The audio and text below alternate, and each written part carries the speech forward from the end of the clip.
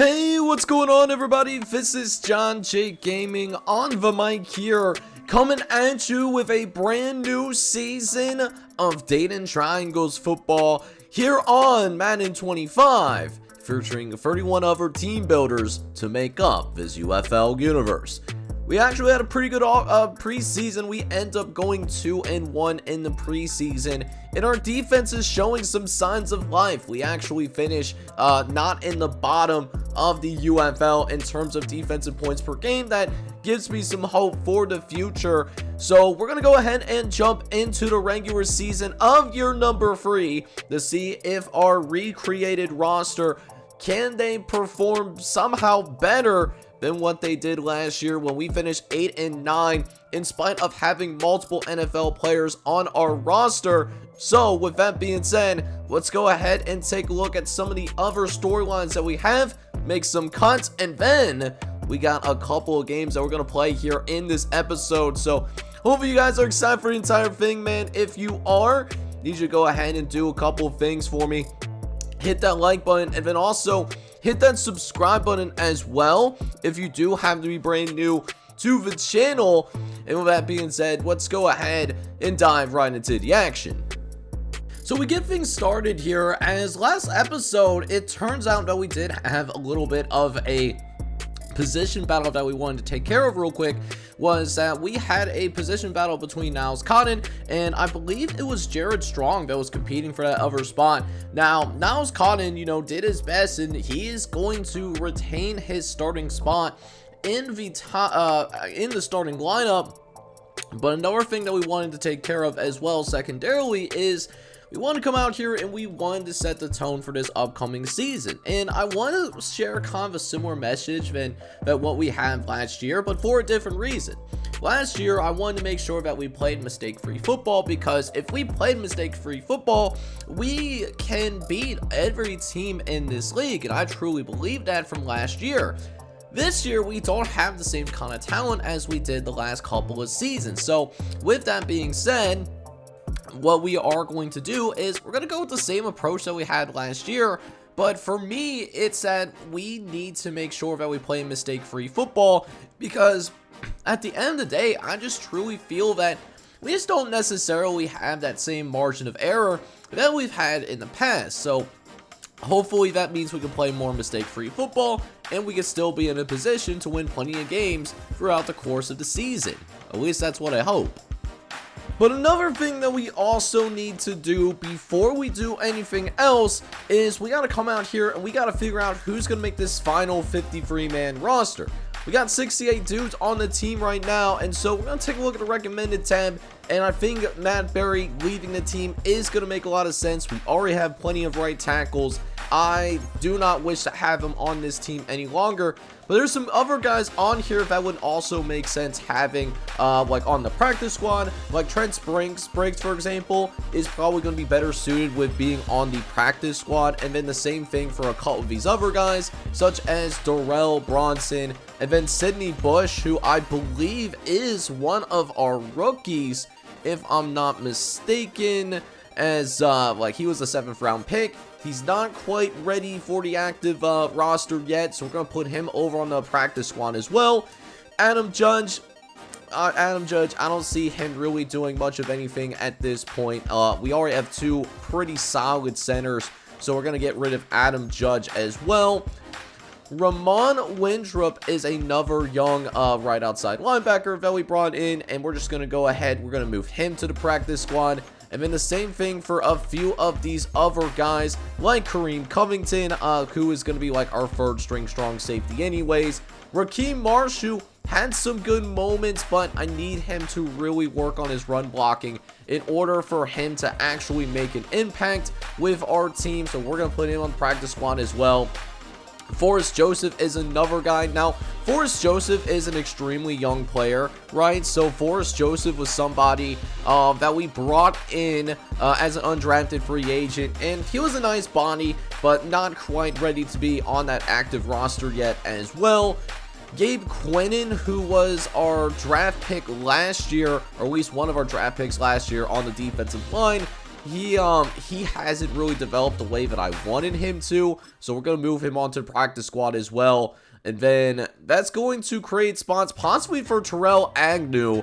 Now, Terrell Agnew is interesting. He is our 4th round pick that we made in the draft. Terrell Agnew is still pretty young, so I'm concerned that if we moved him onto the practice squad, we might lose him, but we're going to go ahead and take that risk. He's just a 63 overall. Don't know if he'll ever be like a contributor or like a consistent contributor, at least at this point. So not great for this draft class for us. We already had a couple of guys that we drafted, put onto the practice squad. Adam Fisher is not one of those draft picks. He doesn't simply meet our standards at all. Joe Kilmer, our 5th round draft pick, he needs to work on his pass blocking, although I actually do like his upside here, right? Because Joe Kilmer does have 90 strength, so I love his upside, but we're essentially wasting a roster space there as well. And then we get to a point where we have just 2 players left that we want to come out and cut. I think Dorian Kirksey, is someone that we're going to cut. He's 30 years old. He's only a 65 overall. He's not going to get better. So we'll save a little bit of cap space cutting him. And then it comes down to either Dwayne Simmons or Gabe Beltran. So Dwayne Simmons was someone that we were hardly able to get on the field, even in the preseason. Gabe Beltran had his moments. They both bring like different things to the table. But I think what I want to go ahead and do is I think I'm going to lean towards cutting Gabe Beltran.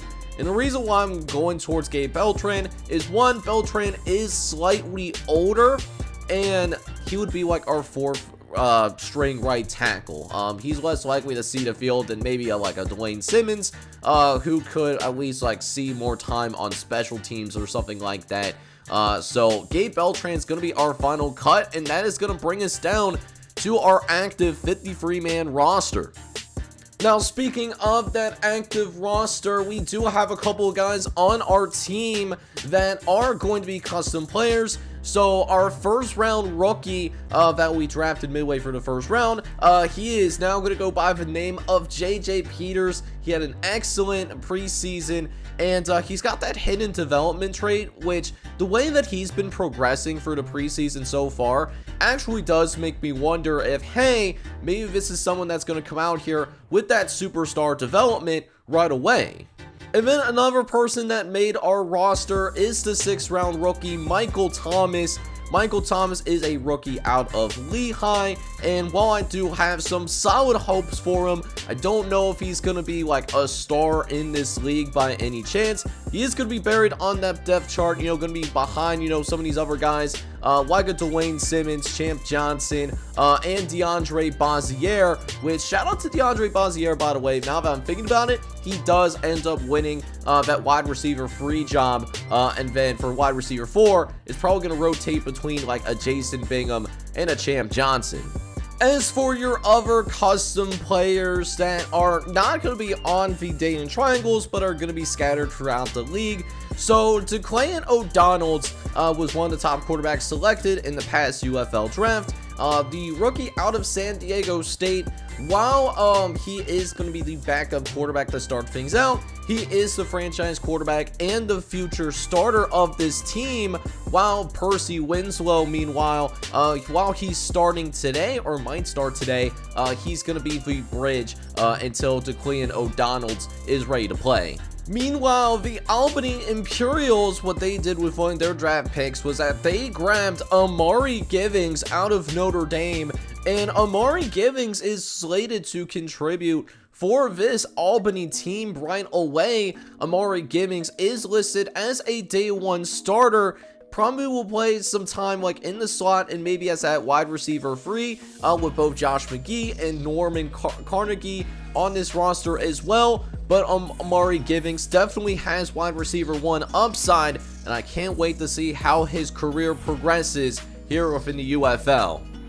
And then the last rookie that I wanted to bring up that is a custom player is DJ Milton. DJ Milton is a rookie out of Georgia Tech, and while he's going to be buried on the roster right now, we got two Gary Scotts, which I don't know how they end up with the same name, but we got two Gary Scotts on this roster that are both 35 years old. So DJ Milton was brought in to one of these days be the future starter at that right defensive line for the New Jersey Generals. So that takes us into the first week of the regular season, and our first game is going to be against the Pittsburgh Maulers. Now, Pittsburgh did end up losing their starting quarterback into the NFL, so while we ended up losing multiple guys like to the NFL, you know, Chris Sexton, Paul Lashley, Dylan Wright, all of them going to the NFL, none of them is as important as the quarterback position. So their quarterback is going to look a little bit different. They end up finding Will Firth, who is going to start for the Pittsburgh Maulers. He's someone that, you know, is an okay player, you know, but definitely not the same quarterback as what they had under Justin Price when he was with the Pittsburgh Maulers. But before we get into any of the game action here, though, is that we want to set some goals for the upcoming season. Now, for us, what we ended up seeing was that, hey, you know, we lost, you know, a fair number of people this season, so I'm not going to be as ambitious with our goal by any means. I want to go ahead and maybe go for like a moderate goal. Like, I don't think we're gonna suck by any means, but I think we don't need to have as aggressive a goal as last season. So I think we'll be competitive, but I don't know if the playoffs will be very realistic for us. But there's a couple of other things that we gotta take care of as well. One of them is like these storylines, but we'll get into that in a second. First thing that I definitely want to do, though, is take a look at who's going to get some upgrades for us here as we start this season out. And actually, there is only one person that is going to get an upgrade, and that is the middle linebacker that we did end up bringing in, like through free agency. We know that they like to pass a lot in this league, so I think it's really important that we have linebackers and corners, and in some cases defensive linemen as well, that can play in coverage. So for Paul Hitchens, I'm going to go with pass coverage, and it looks like he's going to be up to a natural 75, but because there's multiple boosts out there, he is still showing as a 77 overall. But that being said, we have a couple of other things that popped up for us before we even jump into our first game. Well, Andrew Collar is reaching out because they were a little bit disappointed in the direction that we went. So his morale drops by 20. So that's really going to hurt Andrew Collar's play on the field ultimately. So that might put us in a tough spot. And keep in mind, we have him at least for another year on contract because we do have the 5th-year option on him.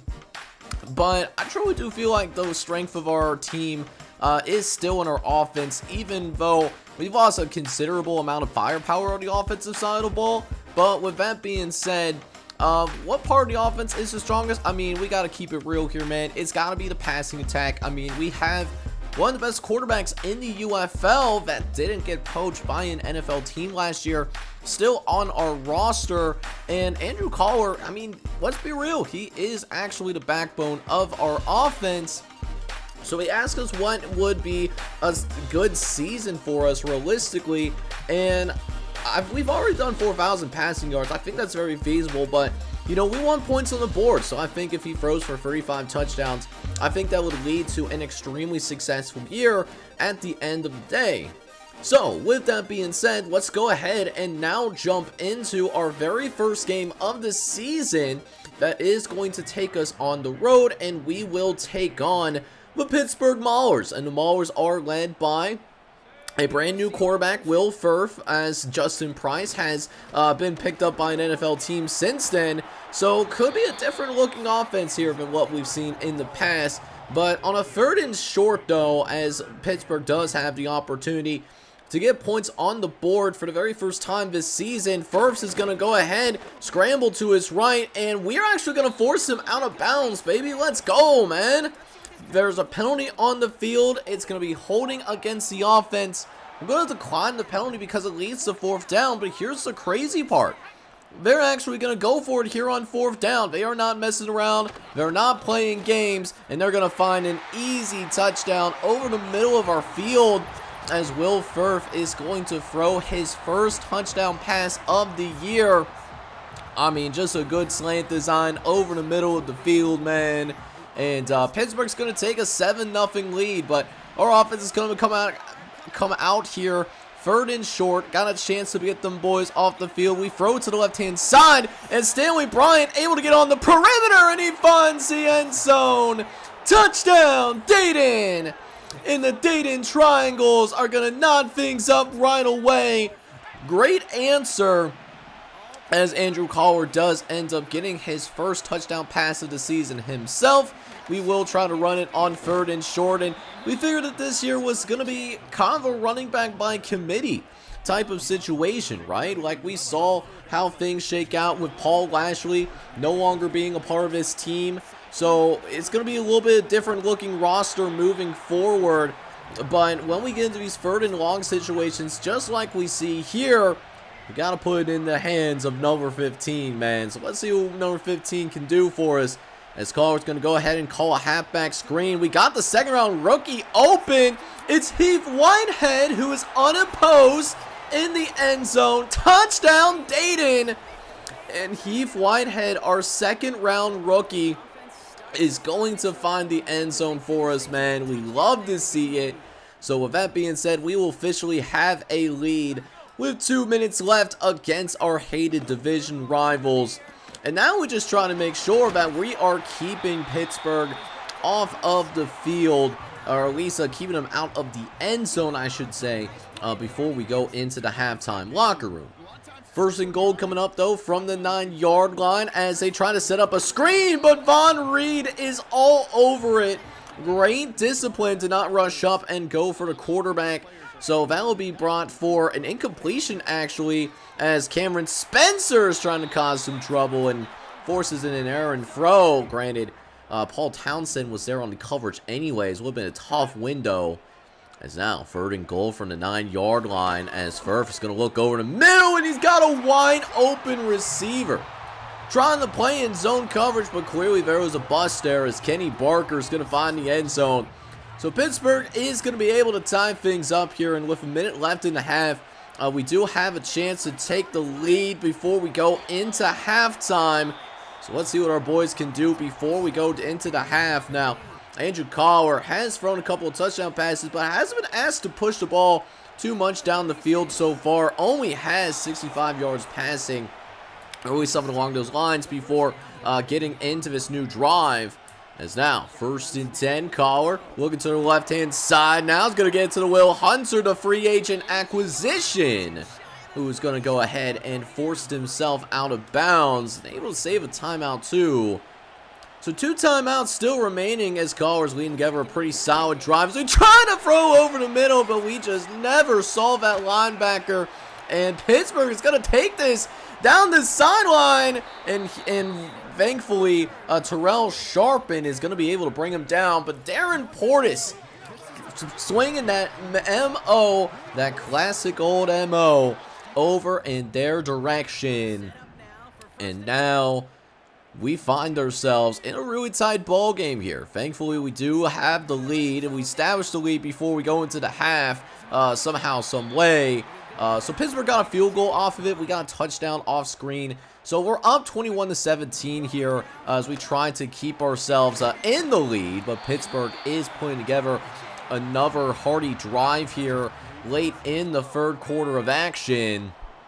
As now, a couple of plays later, Pittsburgh looking over to right-hand side, and Firth is going to scramble out of the pocket. And we lose contain there, and Will Firth is going to run it into the end zone. Firth having himself a pretty good performance thus far this year, and all of a sudden we find ourselves down by a field goal. So here we are, 21-24 your score as we'll throw to the left-hand side. Will Hunter able to get wide but naked open there and get ourselves into a goal line situation. This passing offense been efficient today, already with 3 passing touchdowns. But down the goal line, it is going to be Terrell Sharpen, who we brought in through free agency to help this running backfield. As Sharpen is going to go ahead and find the end zone. Touchdown, Dayton! And we're going to be able to take the lead. So, 28-24 is going to be your score now, as we'll go ahead and get things rolling here as Pittsburgh runs the ball up the gut. And Zach Dickens does just enough in order to go ahead and pick up that first down. As we go a few minutes later, as Pittsburgh does eventually work itself into the red zone, looking to right inside, and oh my goodness, Nick Cotton, you had an interception, big fella. Hopefully that doesn't haunt us for later. So now it's going to be 3rd and long after the incompletion, but this drive should have been over. It might be over here, as they're going to go ahead and they're going to put the ball on the ground, as Denorio Allen is going to finally finish the play up. But it was Cameron Spencer initially that's going to be able to jar that ball loose, as the Dayton Triangles are going to force a field goal with less than 5 minutes left to play. I mean, 4th and 25, kind of a non-starter. However, we can't shut the door, and Pittsburgh has got a chance to win this game, as they're going to go ahead. They are going to start by running the ball up the gut, as they are just trying to get out of the shadow of their own goal line. Very important for the Pittsburgh Maulers to get at least 1 first down, and they're going to get it, as J.J. Peters just was not able to break that pass up in time. So now Pittsburgh's got some wiggle room to work with, as Will Firth now throws over the middle. That's going to be caught, but not for the first down, so they'll use a timeout, where a couple of plays later, Firth again will drop back, clean pocket, and Paul Townsend does make the tackle, but gets a little bit lost there in zone coverage, to be honest with you. And we're now staring down a 1st and 10 from the 36. Meanwhile, dropping back over to the left-hand side, and that's going to be caught over the middle for a completion. That's going to be good for a first down, and all of a sudden now Pittsburgh is in Dayton territory, as Cameron Spencer putting on some pressure. But with that being said, running back sells on him there, drops that pass straight up and down. But with that being said, though, Pittsburgh just needs 1 first down, and they're going to be in field goal range here officially. And that could do it, as Chris Morrison now gets over 100 yards on the day. Pittsburgh dropping back. He's got plenty of time. Throws to the left-hand side, and it's a toe drag into the end zone. Touchdown, Pittsburgh. And the Maulers will take the lead with less than 30 seconds left in this ball game. Truly been a shutout, and it just hurts to watch this, man. So now 20 seconds left, trying to get into the end zone and keep this game going. Gower throws to the left-hand side, and that's almost a nice grab by Leon Thomas, but can't get the second foot down. So it is going to be an incompletion. As now Caller looks over around, doesn't like what he sees anywhere on the field, has to use a timeout. We do have 2 timeouts remaining, but we are going backwards. And essentially, we have like 2 or 3 plays left. This is going to be one of them, and we have to use yet another timeout. 10 seconds left in the ball game, just trying to get down the length of the field. So here we go, a little bit of prayer here on 4th and 25. Collar throws over the middle and finds DeAndre Bussier for the first down at about midfield. And this becomes a lot more workable of a Hail Mary shot. Collar on the final play of the game drops back, fires down the field, and it drops to the ground. It will harmlessly drop to the ground, and although it was a very exciting matchup between our 2 squads, Pittsburgh proved to be too much, and in Will Firth's debut as the starting quarterback for the Maulers, they end up coming out on top against us as we lose 35-28. So all of the progress that I thought we made in the preseason felt like we went in a step in the wrong direction, as Pittsburgh does find a way to put up over 350 yards of offense and 35 points, including a game-winning touchdown where they got a 99-yard drive out of it just a putrid of pain going to our squad, man, and it's a tough way to lose our very first game of the season. Now, Andrew Collar was off to a pretty good start to the year as he was pretty efficient, 18 for 26 and with a 69% completion percentage, 230 yards and 3 touchdowns. Did have the interception that did lead to a Pittsburgh field goal, which is again, enough really tough pill to swallow. But overall, he had a good game. Running the ball wise, we tried our best to get the running game going, and we had kind of a mixed bag of success. Terrell Sharpen did end up finding the end zone, and then Joe Spears actually had some good work done, 4 carries, 20 yards in the course of the ball game. So at least we're getting more production overall, it seems like, out of our running backs. Receivers, Will Hunter, who we did end up bringing in as our number 2 receiver, actually led the team in yards today. He had 72 total yards, while Leon Thomas led the way with 6 catches, and he did find the end zone for us off screen as well. A couple of other new faces on the team did end up finding the end zone for us. Stanley Bryant, who we brought in as kind of a free agent acquisition, either last year or this past off season. He had his 1 catch go for a touchdown. And then the second round rookie out of Cal, Keith Whitehead, he actually had his 1 opportunity go extremely well. He was able to get an 11-yard touchdown in his NFL debut, which I thought was really cool. But what I didn't think was cool was that we gave up 30+ points, and that was a reason why we lost. Our defense just didn't bring it today, and when 2 of your free leading tacklers are DBs, that's a cause for concern. Jared Strong and Paul Hitchens did have 9 tackles to lead the way, with Peter Townsend being not too far behind with 8. We did a decent job of getting pressure. Matt Weaver and Tyler Pointer were both able to get sacks, and then Paul Hitchens was actually able to get an interception as well, which was really cool to see. In addition to that, Tyler Pointer was able to force a forced fumble in order to make Pittsburgh settle for a field goal. But yeah, I mean, even though we forced fumbles, we forced a couple of sacks as well. At the end of the day, what I truly believe is our defense just didn't make enough plays in order to win this game. But even though we did not find a way to win this game and open up our season against a divisional rival, we do at least get a little bit of a silver lining in that we do get an upgrade for Cameron Spencer, who's continuing to be a huge asset for us and could be that pass rusher that we are looking for. But I want him to be a more well-rounded player, and so because I want him to be a little bit more well-rounded, we're going to work on his run stopping here like this time around, and because of that, Cam Spencer is going to jump up to an 83 overall, as he is going to get that +2 in tackling, among other things.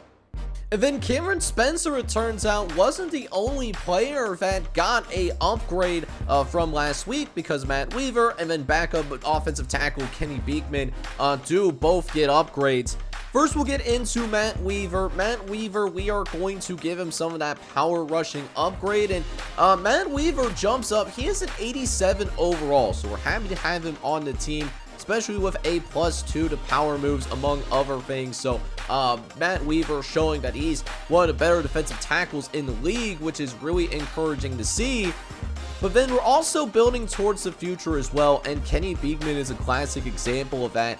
Kenny Beekman, we've been trying to develop for quite some time, and Kenny Beekman is actually turning into a solid offensive lineman. I do want to continue to work on his power, and he's almost at the point where he is, he's a natural 73 overall, but with other things in place, he is still standing at that 74 overall. But, a solid player for us, the 26-year-old out of UCLA. Alright, so the other game that we have going on is us returning back to the comforts of home, and we are taking on one of the best franchises in the UFL, at least from a cultural standpoint, taking on the St. Louis Battlehawks, which I think this is the first time that we're playing them since they knocked us out of the playoffs back in season number 1. They kicked us out of the divisional round. So let's see if we can get a little bit of revenge. I would love to be able to beat these guys on our home field, and for us especially, to avoid an 0-2 start, but it's going to be harder to do that when we are Charmin soft on the defensive side of the ball, man, as Zach Goings is going to find the end zone Touchdown for St. Louis, and the Battlehawks are going to quickly take a 7-0 lead. So here we are now, a chance to try and even things up. Here is Terrell Sharpen is actually going to get his very first carry of the day and carries it down inside the 5-yard line there. So a nice run for the free agent acquisition, and he falls to block sufficiently there as well. Sharpen is unopposed on his way into the end zone, and we're going to be able to tie things up right then and there. However, after that, St. Louis goes on a little bit of a run here, coming out with 10 unanswered points, and they're going to go ahead and make this 17 unanswered points as St. Louis is going to score yet again here in the first half. I mean, you want to talk about being absolutely decimated. We are being decimated for sure there, as now we're down 24-7 already, and we're just trying to keep ourselves in this game as much as possible. Not that our offense particularly is playing awful, we just haven't been able to sustain drives by any means, which has been tough to watch. But Carr's going to get open here on a right-hand side and finds Leon Thomas in the end zone. Touchdown, Dayton! And Leon Thomas is going to go ahead and get things a little bit closer at the very least, make things a 2-possession game. And that's even after a St. Louis Battlehawks field goal. But now we find ourselves in here early in the fourth quarter of action, and I'm going to tell you this right now, we are really in a danger zone type of space right now. We got to come out here, we got to get touchdowns on probably this drive and our next drive. We're going to have to play perfect from essentially here on out, but that's not necessarily how we want to do it here. And for whatever reason in simulation, because it didn't let us kick the field goal because we weren't in the moment, it opted us to take a field goal, which I thought was extremely strange, right? Like, I didn't think that would make like a whole lot of sense, at least not to me, right? But we're down by 10. We're still down by multiple possessions. Just a little confused by what they wanted to do there. As now, 4th and 1 coming up, they're going to run it to the left-hand side, and that's going to be just a big boy run by this tailback. Denorio Allen is going to bring him down. But Josh Boyce is going to eventually be brought down, actually pretty sure it was brought out of bounds inside the 15-yard line. So from here on out, St. Louis does have a chance to get time off the clock once and for all, and J.J. Peters is actually going to go ahead and break things up there, able to force St. Louis to take a field goal. But with that being said, not looking good for us, and unfortunately, it just wasn't in the cards for us. We lose 33-24, so our offense puts up quite a few points, does enough for us to at least be competitive, but unfortunately, we still continue to be held back by the defense. So another tough pill to swallow as we drop another game here early on in year number 3. We end up losing to St. Louis 33-24, and while we played much better in the second half, our poor defensive performance in that first half really screwed us over. While we didn't allow a single defensive touchdown in the second half, we definitely could have played better early on in the game and put ourselves in an overall better position. Now, with that being said, Andrew Collar did play better in this game. He threw for 300 yards and a couple of touchdown passes, going 21 for 29 in the ball game, which was really encouraging to see. Definitely showing why he's one of the best quarterbacks in the UFL, but definitely feel like we're wasting his talent with the lack of ability around him. Terrell Sharpen was okay, 28 yards and a touchdown. He was fine, but really couldn't get that ground game going yet again. Receiving wise, Leon Thomas was a superstar though, as Leon Thomas was able to find the end zone. Huge day for him, 10 catches, 136 yards and a touchdown. DeAndre Bozier put together a good game as well, the second-year player out of Wake Forest. He had 4 catches and 65 yards in this one, so at least some very encouraging things that we're seeing from our passing game. But defensively, I feel like we were let down here once again, but I did like what I saw from J.J. Peters. Our first-round rookie played pretty well. He's already close to leading the team in tackles on a game-by-game basis, He had 9 tackles in this ball game, but Jared Strong, one of our corners, had 10. So that kind of lets you know why we struggle, is that, you know, like our DBs getting more involved in tackling than maybe what they should be, but it is what it is at this point. We did get 1 sack. Matt Weaver was able to get a sack for us today, but that was the only sack that we had in the entire ball game. We were not able to get pressure consistently, and we didn't force any turnovers either, which, while we were able to have a clean game ourselves offensively, we need our defense to be optimistic if we are going to allow other teams to get more yards on us consistently. And then, not to mention, Kenny Beekman, one of our quality backups that we do have on this team, did end up hurting himself in that battle against the Battlehawks. He broke his ribs, so he's going to be out for the next 5 weeks. So that is a quality backup that we're going to be missing out of our starting lineup. And I'm just simply hoping that we can come out here and continue to have our physicality at the offensive line.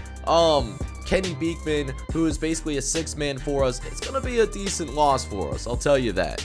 So listen, in this episode, we did get a couple of games in, but at the same time, while we were competitive in both of our games, we didn't come out with a win in either of them. So it sets up what it feels like to me a must-win situation here in year number 3. We got the Las Vegas Vipers on the road, and they were a tough team last year. We were able to win out, but with that being said, can we find a way to get a win here in year number 3, and can we get it soon? So next episode, what we got planned here is that we are going to take on the Las Vegas Vipers. We will play that full game, and then we'll show some highlights from the Tampa Bay Bandits game as well, with that being at home too. So with that being said, guys, that is going to wrap things up here. Hopefully you enjoyed this video, even though we did not come out on top at any point, man. So with that being said, guys, this is John J Gaming on the mic signing off. But if you enjoyed this video, man, make sure you go ahead, smack that like button, hit that subscribe button as well if you happen to be brand new to the channel. This is John J Gaming on the mic signing off. But hope you guys are all out there having a good one. Take care, everybody.